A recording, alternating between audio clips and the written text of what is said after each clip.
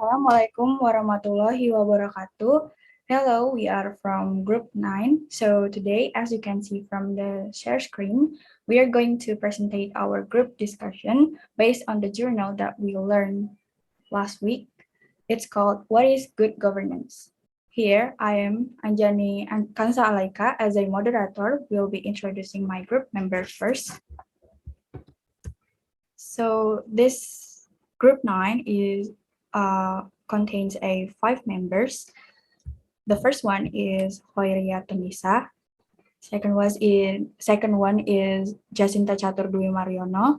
Next one is Listiani. Next one is Angelia Ariana Haryadi. And the last one is me, is Anjani Alaika. So this is the table of contents that we are going to discuss today. So the first one is introduction. Introduction contains a foreword before jump into the lessons. The second one is governance, describe the meaning of governance itself. The third one is what is good governance. It contains and describe what is good governance. And the last one is conclusion or an inference.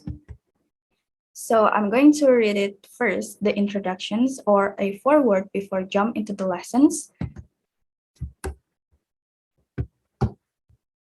Recently, the terms governance and good governance are being increasingly used in development literature.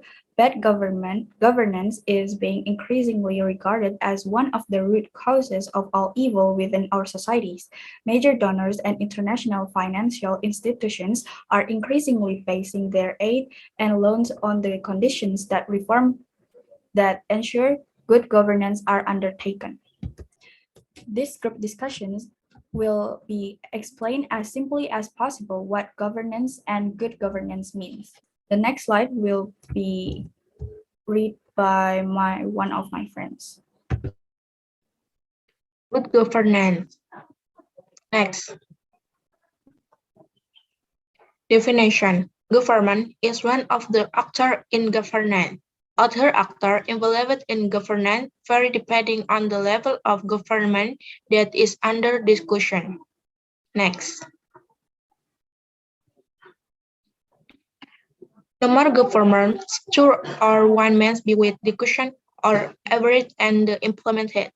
At the national level, informal decision-making structure, such as kitchen cabinet or informal advisor may exist. Next. Good governance. Next.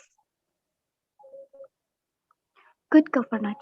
Good governance has 7 major characteristics, that is participation, consensus-oriented, accountable, transparent, responsive, effective and efficient, equitable and inclusive, and rule of law.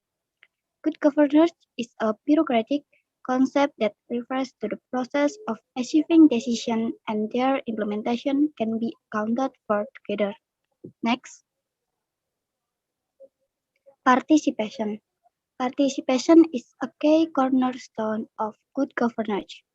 Participation can be direct and representative through official institutions. Participation as freedom for expression for every citizen, which aims to influence the policies of the bureaucracy. Next, responsiveness. In public administration, it is hoped that the government will be able to provide useful and appropriate service to the public through governance agencies. Here, the government must be quick to respond to the needs of its citizens in a timely and efficient manner, so that it can determine the right policy, program, activities, strategies, and research, and can be developed based on local dynamics by considering the good influence and bad influence. Next, consensus-oriented. In government, there must be actors and various points of view in society. Good governance requires mediation from various kinds of community interests to achieve and build consensus in society, so that we can know what And check what is of interest in society.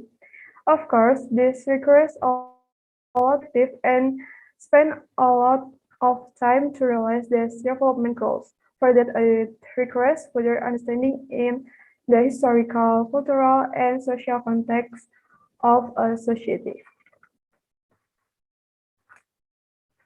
Equity and inclusiveness. Welfare in society depend on people feeling for interest, so that society does not feel excluded.